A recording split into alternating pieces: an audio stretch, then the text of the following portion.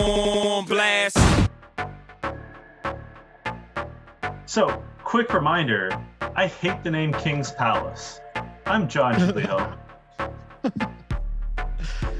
And my name is Sheldon Alexander, and I'm going to get this out of the way very quickly. My mouth is sore. I've had my wisdom teeth pulled 2 days ago. So, yeah, deal with it, people.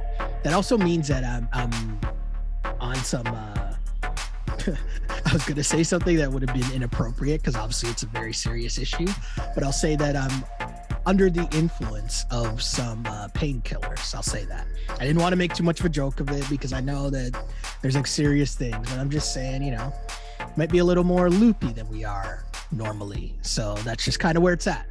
But we're here to do the pod because there's no rest for the challengers. So there's not going to be any rest for us either here on the You Killed It podcast. So what you're saying, Sheldon, is what I should really try to do is make you laugh as hard as possible because it's going to hurt your mouth. That's what you're saying. That's the challenge that you presented me. Well, that's how my brain works. I feel as if that's what's going to happen anyways. So let's just go with that. So we had, it starts off with the regrettably named King's Palace, now minus Steve, celebrating the Tech's big win over Steve. We've got Melinda, we've got Nehemiah, we've got Latarian and Tech all dancing in the same room. I loved Latarian's line here. You've seen me on other shows. You know I wouldn't fucking dance, but he says that when you've got Tech in your room, you can't help it. And Brad is, I guess, in the same room, which is like, he's friends with Nehemiah. He likes these people, but he's on the other side. I don't think he actually is in the same room. I think they just cut it to make it look that way, but it was well done. He's certainly aware of the dancing. I think they made it look that way. I don't think he actually was in the room. That's what that's my producer brain on. That's my editor brain on. I don't think he was, but I think they made it look that way and did a very good job of making it look that way. But notice you never actually saw a wide shot with all of them in the shot at the same time. That's my first indicator that they made it up. That's just me, though. That's just me. Now, I have like a producing editor kind of question for you, Sheldon. As a producer, as an editor, as someone in the visuals business, how much time and energy would you put into focusing the camera on the back of Brad's head so that we could all see his tattoo that he has on his scalp, like he's Bam Bam Bigelow? I mean, I bet you they spent a lot of time trying to like edit that out. No, I'm joking. Yeah, I mean, that's an interesting look by him, right? I mean, it's funny when they show, you know, the font that comes up at the bottom and it has like the older picture of these guys. Yeah. I find when I see Brad's, it's like so weird, or they show a flashback. It's just like, this looks like a completely different human being. Well, you know, like it's a vibe that he's going for. Not my vibe, but I'm just saying it's a vibe. Have you ever seen a midlife crisis hit someone so hard? Wow. I wasn't going to make those judgments. I mean, hey, whatever you're into, whatever you're going through, more power to you, Brad. More power to you. I want to talk more, though, about the jamming in the King's Palace, because I had the question for you, and maybe this is me being super lazy. Maybe this is me like taking you for granted. But my whole thing was when the original version of Fantasy by Mariah Carey is being sampled, I was expecting you to come on here and tell me who actually, like, what is the original version? Like, I was going to look it up, and I was honestly like, John will look that up. I know he always does find all those things. And then now I feel bad because it's a blatantly lazy move by me to just assume that you would do that, because those are the things that you do. And I'm not taking, and I feel bad because I'm taking you for granted, right?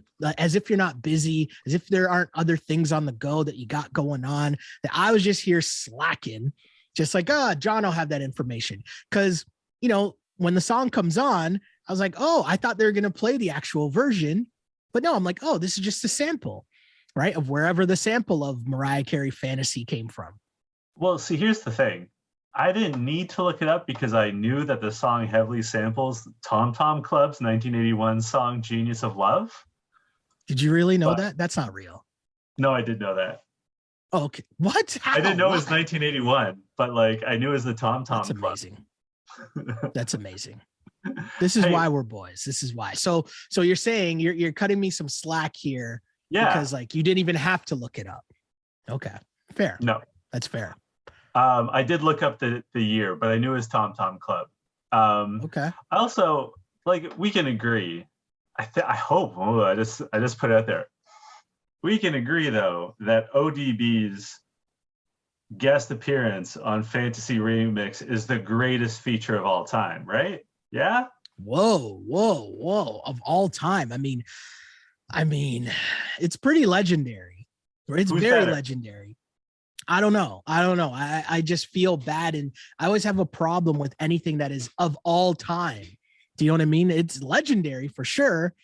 But one thing that I will say is even makes it even more legendary. If people haven't heard this, I remember they did it on the Joe Budden podcast, but there was also like Joe Budden basically did this thing where he was just reading an article, like an excerpt from an article that was with a guy who worked on that music video. And he goes in depth telling the story of how that came to be. Like, and it's an amazing read. And again, if I was more prepared, I'd have it and read it, but also it would take way too long because it's such a good story. But I'm just saying, look it up because it's actually incredible. I'll just give like one snippet of it. It was like, it's talking about how my guy says they finally get ODB. They sign the deal with them to do the song. And he comes into the studio to record his part, and my guy is just like so out of it. So he comes in and he just falls asleep in the studio, and they're just wasting so much time because my guy's sleeping. So he wakes up and they're like, "Hey, do you want something to drink? Like, what do you want?" So then they go on this like wild goose chase to get him like whatever he wanted to drink. Come back, my guy's still asleep. They finally start recording, and my guy goes in the booth and he goes, "Me and Mariah go back like babies on pacifiers." All right, I'm taking a break. And then goes back and like he just gave the one line and then goes back, passes out again on the couch. And they're like, really? That's it? So the whole verse, as simple as it is, it was all basically punches because he would just do like one line and then like sit back down and be like, "Oh, I need another drink. Oh, I need another blunt." Like it was, but you got to read the actual article is so incredible about just how frustrating it was getting that done, getting the song done. And then on top of that, then shooting the music video and getting him on board to do that. Absolutely incredible. And like, it's just such a great, it makes it even more legendary. The story behind them putting together the song. And obviously it's just like all freestyle, New York in the house. It's like, that's all just random shit, obviously. So the layers to it, I'm with you. I'm in on it. And maybe I'll post it online. Someone remind me if you guys can't find it, if you're listening to this pod and you don't know what I'm talking about, I guarantee you just send me a DM, send me a message, and I will direct you to the article or the story because it is well worth it. I'm not even exaggerating. It is one of the best reads or stories I've ever heard. And the one last thing I'll say, because it's super funny as well, was them shooting the music video, and they have a budget. And they're like, "Hey, man, so we got to get you clothes. Like, there's anything that you want." And then he's like, "No, I'm good, man. I'm good. I know what I'm going to wear." Shows up to the music video. They're waiting for him. They come into his trailer like, "All right, you ready to go?" He's like, "Where's my clothes?"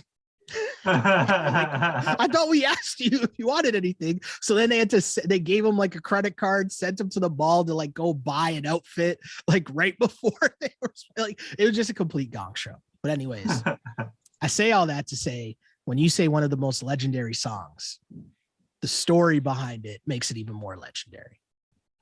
Speaking of legendary, Tyler, low-key legend. I forgot that he has won the challenge twice. Mm-hmm.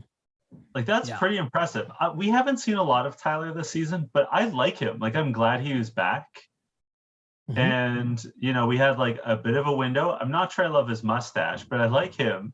We have a bit of a window where he's talking about how, you know, his strategy has always been just to be friendly with everyone, happy, smiling, avoiding being in alliances, but it's not working for him. So he knows he has to double down. And then we cut to Jasmine and John A. talking about their friendship, how they're getting along better. And this is where I'm going to talk about some music, because Don't Want to Be a Player No More is the song in the background. I think this is my song of the episode. Me too. Me too, because they didn't play the original, because it wasn't the Mariah Carey and ODB version. Yeah, that's fair. I kind of got to give the nod, but this song is an absolute banger, right? Like Big Pun and Joe. I'm just so used to saying Fat Joe and Big Pun. That's what, threw me off there. But Joe was a moment in time for, the days they don't make R&B music anymore, but it was a moment in time. Shouts to Joe. But Big Pun, this is just a great song. The sample, the hook, everything about this song is just all-time banger. You could put this song on in any jam, and people will get hype. So I have a hot take. We're going to go into a deep dive on music. This is becoming more and more a music podcast. And I have to tell you, we got some positive affirmation in that respect. I just remembered this. Okay. Listener, I got to check her name. Jade Zwingli, I believe I'm saying that correctly, said that she loves the pod. Yes, sorry, Jade Zwingli. I'm sorry, Jade. Jade Zwingli says that the main reason that she likes All Stars more than she likes the regular show now, the main reason is because at her age, which I think is our age, she can relate to the people on the show more. And she's glad that we're covering it. And she loves our theories and deep dives into random stuff. Jade, this is for you. We're going to go on a deep dive right now. Like you, I love this song. I love Still Not a Player. But this is not my favorite version of it. Are you familiar with the compilation album Loud Rocks? Do you know it? No. Okay. Sheldon, I'm going to invite you to listen to this album. I'm going to invite our listeners to listen to this album. It's on Spotify. It was produced by RZA. Okay. And what it is, it's rock bands redoing the music of rap songs. And sometimes they use the original vocal tracks of the rappers. Sometimes it's like a true collaboration.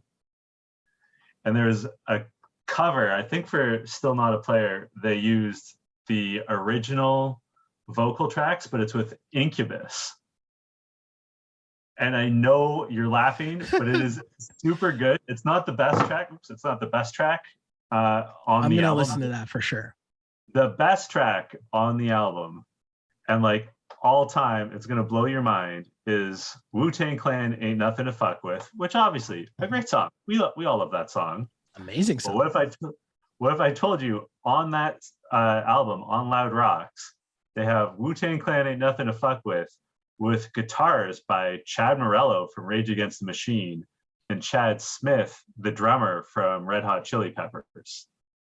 Okay. It fucking slaps. And obviously because RZA was the producer of this whole album, for all the Wu-Tang tracks, they have the Wu-Tang Clan just redid their vocals, or he had access to different versions, but it is a fantastic album.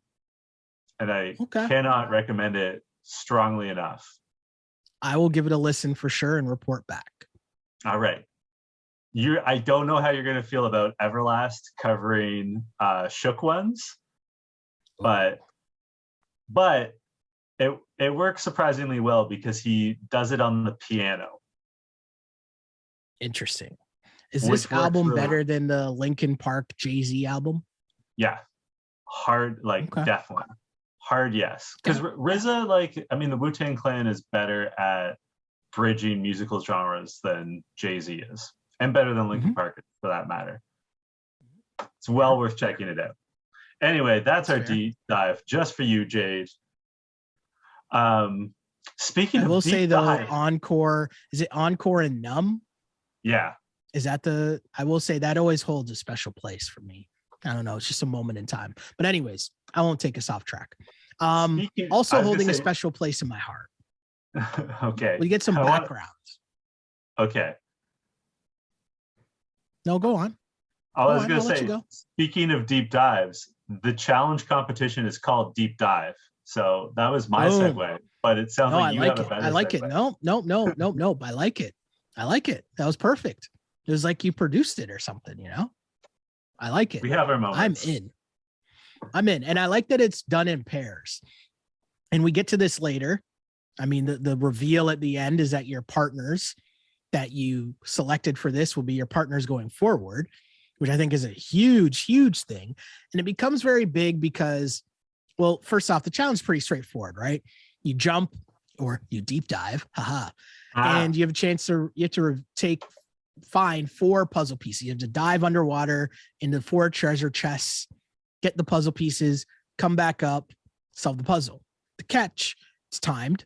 The other catch is there's a 30-foot platform, or you could climb down to the 15-foot platform. But of course, time matters. So you have a decision to make. Which platform would you jump off of? Because I would like to think that I would jump off the 30-foot one. I would like to think that I would, but I can't make those promises. You know, I'm sitting on my couch saying that. I'd like to know what I would do in real life. First of all, I would for sure jump off the 30-foot one. And I have it in the notes. Really, what's the difference between jumping from 30 feet and 15 feet? 15 feet is a difference. Yes, thank you, Sheldon. But like, you're not. It's still gonna hurt if you don't do it right. Like the real difference, you're right, is 15 feet, but it's also like 2 minutes of like climbing down the ladder. And also, not to brag, but I've rappelled into the world's largest cenote. So I'm sort of a cenote big deal. Like, I'm a big deal in the world of cenotes. 30 feet's not that bad. Okay. Shout out to Seriously, cenotes, though. by the way. Sorry? Should shout out to cenotes, by the way. Shout out to TJ, who definitely loves saying cenote. Not mad at it. Here's the thing that I would always remind myself, and I know it's easier said than done, but Bunna Murray and MTV are not actually going to risk your life. Like, you are not worth the insurance claim and the scandal and that stuff if you get like seriously hurt or injured.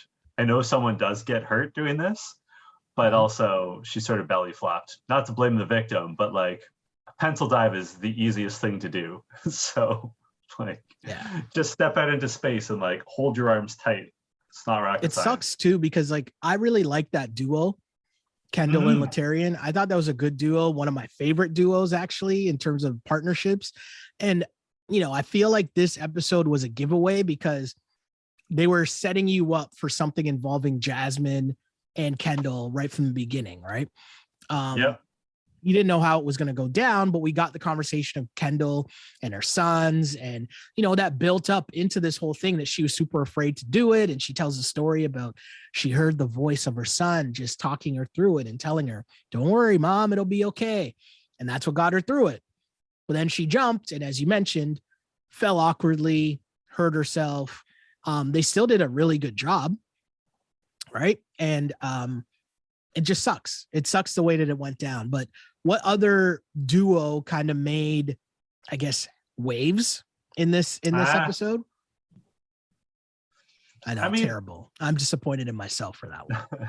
I'm a little disappointed. I'm a little impressed. I don't know. I found no one really stuck out to me, aside from Tech almost landing on Ayana and perhaps crippling her. Yeah. Aside from that close call, and aside from Tyler and Jasmine shitting the cenote, no one really stuck out to me. I mean, they tell us that Brad and Jody seemed like they were the fastest and they ended up winning. But from my perspective, you know, each pairing that went got about the same amount of time. So yeah, it was pretty straightforward. And I mean, we've alluded to it, right? Jasmine and Tyler struggled.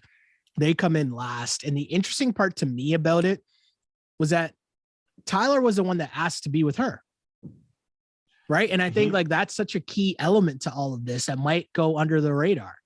No, she wasn't his first pick, though, right? True. He asked for Casey first, and then Casey was like, deuces, I'm going with Kahada. Yeah, very true. But yeah, I mean, they come in last. They end up going right to the elimination. as you mentioned, Brad and Jody. Came down to Brad and Jody and Darrell and Janelle, who are just a beautiful couple, by the way. And I know they're not a couple, but I'm just saying, like, yeah, it's a beautiful partnership, if I do say so myself.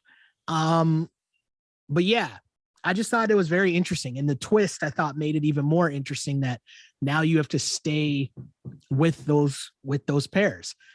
So yeah, what did you think of who won? Brad and Jody winning? I just feel like Jody, I don't know why everybody doesn't want to be partners with Jody, to be honest. Like, I just don't get that.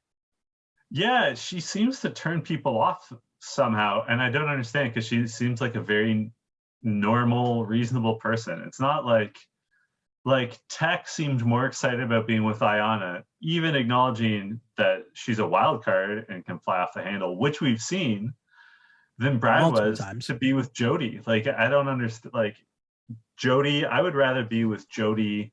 I mean, obviously Kendall got hurt in this, but like, Jody and Kendall are probably the front runners among the women. I'd rather pair up with Jody, because she's not going to cry every 30 seconds like Kendall, right? Like, and you mentioned Ayana, though. I thought it was funny that she just openly was like, I'm picking Tech because I want to look at him. yeah. Like, I just thought that was hilarious. Whew, you know, being in a cenote like that makes you thirsty, apparently. I guess so. From cenote to scenario. I mean, that was a banger track as well. This was also, so I said a wild thing about Fantasy and the remix.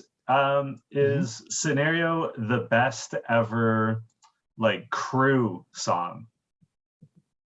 Ooh, no, I can't say that. But I'm also like, I like Tribe. I do. But I won't say they're like, ears and a soul, so fair. Well played. But I can't say that like I'm like one of their biggest fans. Like, I won't gas them on that level. Do you know what I'm saying? Like, I get it. I understand it. It's cool. It's dope. You know, Bo knows this and Bo knows, like, it's amazing. It's dope. Moment in time. But I can't say that that's the best crew song, because I don't rep them like that. And I know I got some friends that'll be like, what? Are you crazy? Well, that's just me. I'm just being honest. You got to be true to yourself. It's true. So Brody, Brad and Jody is what I'm trying to say. Nominate Tech and Ayana, and then Nehemiah and Melinda to burn the life shields, because the life shields now safe partners. And Brad says their target is to take out Kendall and Latarian, because Latarian is one of the poorly named members of King's Palace, and you know, Kendall's obviously a threat to Jody. And they're going to put MJ and John A up to go as a burn vote. Like, they've done the math. They've spoken to MJ and John A about it. You know, MJ says he feels okay about it. He's been nominated many times, but thinks they won't get voted in. Kendall is in visible pain and crying in her bunk bed, and like shows to like her bunkmate, trying to angle into the camera here, shows that her ribs are misaligned after that fall, which sucks. And apparently she has a condition that makes it easier for her to dislocate joints. Yeah, I think I got this right. A connective tissue disorder. That sounds terrible. Yeah, that sounds like a huge liability to go on a challenge. No? Yeah, I mean, good on her. Like, she's competed well on this season and on the first season of All Stars. Whew, that would not be fun. Like, as someone who likes to crack his joints, that's asking for trouble. So we wish her a speedy recovery. Yeah, she had to go to the hospital. And once that happened, you kind of knew where this was going, right? The thing is, and, you know, I understand, and like, it sounds like I'm not going to single out Kendall here. It sounds like she was held out for good reason. But, you know, doctors will always tell you that if you're in pain, to not do things like, I don't know, fall from 30 feet into water. So like, Sheldon, you're totally right. As soon as you go to the hospital on this show, you're basically not coming back. Like, even if it's not that big a deal, no doctor is going to be like, oh yeah, you're fine to go run for like 10 miles in the desert while like eating gross shit and falling from heights while doing trivia and getting shouted at by TJ Lavin, yeah, no, that's fine. Like as soon as you go to the hospital, the doctor is going to say like, no, you got to go home. Like that is always the way. When I played lacrosse, obviously you get injured all the time. And the doctors would always say like, oh yeah, just don't use that muscle. Like don't use that body part for 6 to 8 weeks. And if it still hurts, come back to me. Like it's rest is always what doctors recommend when it's an impact injury and you're a regular human being. So as soon as it's hospital time, unless it's like maybe food poisoning, you're off the challenge. So the writing was on the wall. Yeah. And one thing that was really cool too, I like, we already like Letarian, but I think him saying he didn't even really care about the game. Like he was just more worried about Kendall and hoping that she was okay. It's like something that you expect from him. Like we've kind of gotten to know him more the last 2 seasons to know he's a real one in that instance, but to have him point that out, I thought was really interesting and cool. He's a much kinder, I mean, the Leteti bear, he's really softened between 2 seasons. It's Leterre Bear. Sorry, my bad. Leterre Bear. He's really softened in between seasons. It's nice to see. They have the vote, and it's surprising no one. It's Leterre Bear and in theory Kendall going in. This was my line of the episode, by the way. All right, lay it on us. Letarian says, I've never been afraid to go in against the biggest and baddest because my heart don't pump Kool-Aid. I was like, that's some gangster shit right there. I like it. I like it. He's a real one. So when they get to the arena, when it's time for the elimination, TJ has this like big announcement, like he announces, in the blue corner, Tyler. And like he goes through it and then they do, and now Kendall, and they like shoot the spotlight over to her entrance in crickets. Yeah. She's not medically cleared. So Jasmine's off the hook. But Tyler still has to go against Letarian. And I think Tyler makes the very fair point that he and Jasmine lost as a pair, but he held up his end of the deal.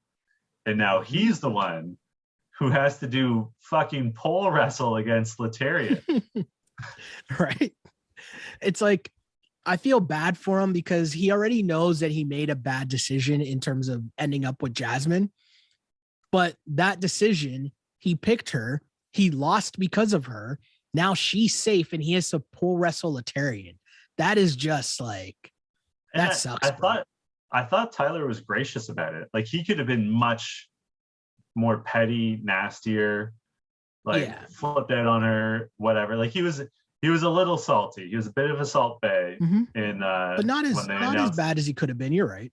No, but like, just sucks for Tyler. And like Tyler's gone up against some like heavy hitters, as they keep pointing out, but not against a motivated Letarian. And I mean, I'll say this for Tyler: as Push by Matchbox 20 warms up,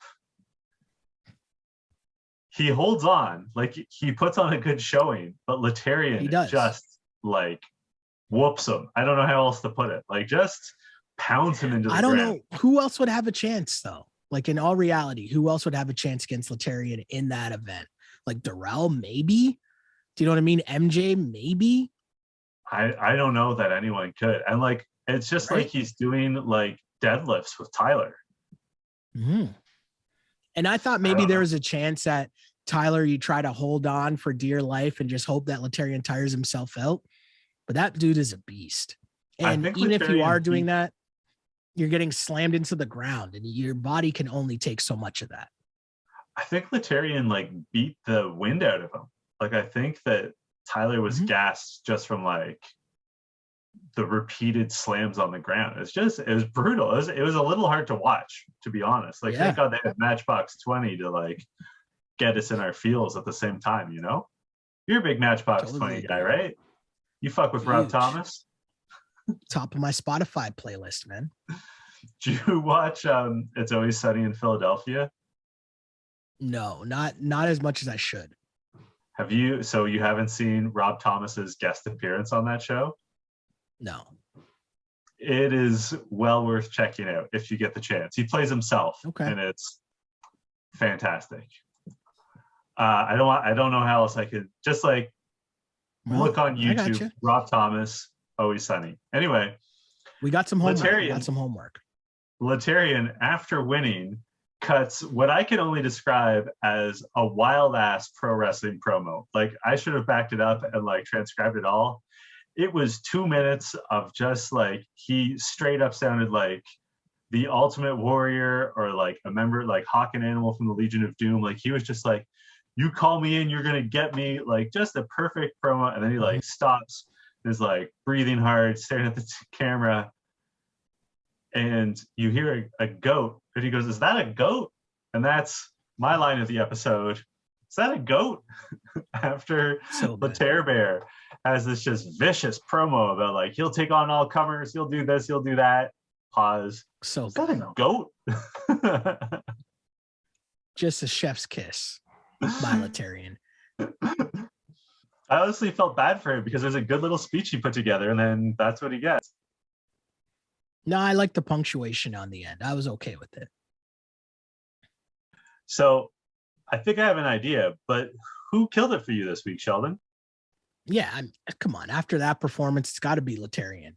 Back against the wall, total domination in the elimination, you know, holding it down for not only himself, but obviously he's riding now for Kendall as well. As Kendall's gone, pour a little out for the homie Kendall. And yeah, I mean, I feel bad for my guy because now he's partnered with Jasmine, and that drop off is huge, but at least he's going to have a moment. And I think that's huge. Yeah, I'm going to go with Laterian as I struggle to talk. You're watching me struggle. If you're watching the video, you can just see what was going down. My like mouth is just like shutting down. Well, we're in the home stretch, Sheldon. I'm going to pick Laterian as my MVP as well for everything that you just said. I agree with everything you just said, but I'm also going to include him because he got to bust a move as part of his, I'm not even going to say what the alliance is called, as part of his alliance. And I'm loving seeing this other side of Later Bear. The other thing, though, is that I don't know how much longer we're going to see of Later Bear with Jasmine as his partner. No disrespect to Jasmine, who I like, who I think is a good person. But also, too, I think that the numbers just aren't in the favor of the King's Palace at all. So that's not a good look for them. Yeah, not a good look at all. Where can people find you on social media? Find me on Twitter at Shell Alexander, on Instagram at Sheldon Alexander. Of course, like and subscribe wherever you get this You Killed It podcast. And of course, yeah, hit us up on YouTube. Watch the videos. Subscribe. You Killed It pod. Yeah. And you can find me on Twitter and Instagram at Jay Chidley-Hill. All this time, I'll be tweeting about the Beijing Olympics. So I hope you like the Olympics and hope you like Canadian athletes. And you can find me on TikTok at Jesus Shuttlesworth. Until next week, this was You Killed It. You killed it. Couldn't give you the full force. I'm sorry, people. I'm sorry. On blast.